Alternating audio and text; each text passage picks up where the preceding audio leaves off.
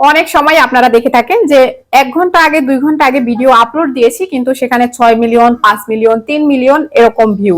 তো এটা দেখে অনেকেই প্রশ্ন করেন যে এত অল্প সময়ে এত ভিউ কিভাবে সম্ভব।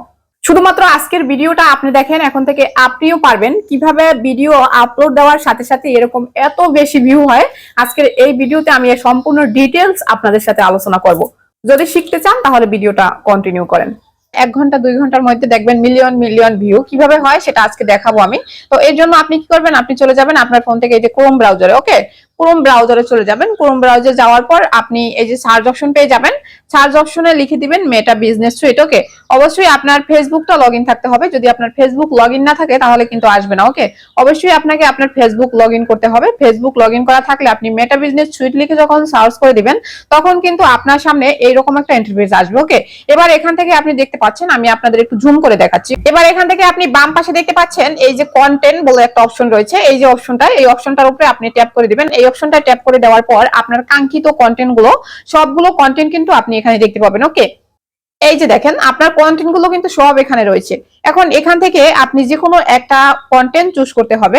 তো আপনি যদি এমন হয় যে আপনি যে কন্টেন্টটা আপনি চাচ্ছেন সেই কন্টেন্টটা এখানে আসতেছে না, তাহলে আপনি দেখবেন এই যে একটা অপশন, এইখানে কিন্তু আপনারা একটু জুম জুম করে দেখবেন। এই যে দেখুন, আমি একটু জুম করে আপনাদের দেখিয়ে দিচ্ছি। আপনি এই যে দেখতে পাচ্ছেন ডেট। ওকে, এই ডেটের এখানে একটা ট্যাপ করে দিবেন।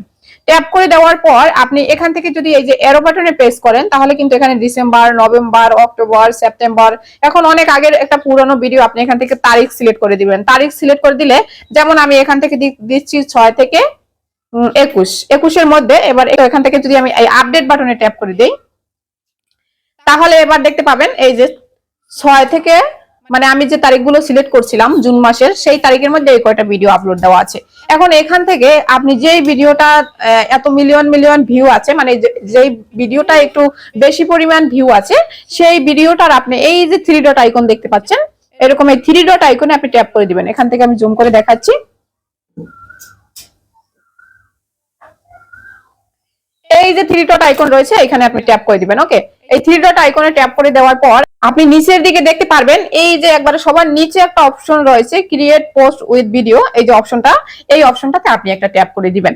এই অপশনে ট্যাপ করে দেওয়ার সাথে সাথেই আপনার সামনে কিন্তু এরকম একটা ইন্টারফেস শো করবে। আমি জুম আউট করে দিচ্ছি, তা না হলে আপনারা বুঝতে পারবেন না। আপনারা একটু কষ্ট করে দেখে নেবেন, ঠিক আছে? এখানে জুম আউট করলে আসলে পুরোটা লেখা আসতেছে না, তার জন্য। তো এখন এখানে দেখতে পাচ্ছেন আপনি এই যে নেক্সট অপশন আসছে। ওকে, এখন আপনি এই নেক্সট এর উপর একটা ট্যাপ করে দিবেন। এই নেক্সট এর উপরে ট্যাপ করে দেওয়ার পর এখান থেকে আপনি এই যে শেয়ার অপশনে আবার একটা ট্যাপ করে দিবেন। এখন দেখেন কি হয়।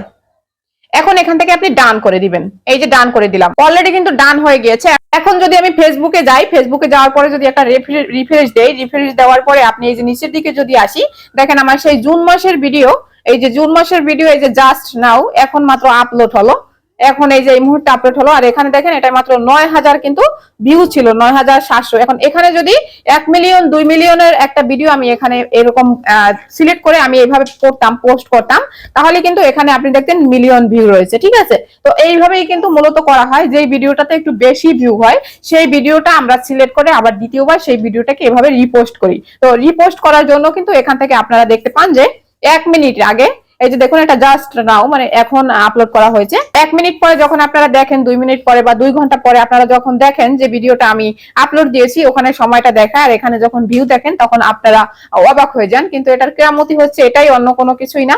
আপনারা যারা এটা এখনো পর্যন্ত জানেন না বা বুঝেন না, আজকে হয়তো বা ক্লিয়ার হয়ে গেল। আপনারা যদি চেষ্টা করেন তাহলে আপনারাও পারবেন, ঠিক আছে?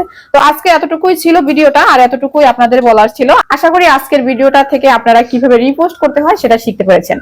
আজ এখানেই বিদায় নিচ্ছি, দেখা হবে নেক্সট কোনো ভিডিওতে। সে পর্যন্ত সবাই ভালো থাকবেন, সুস্থ থাকবেন। আল্লাহ হাফেজ।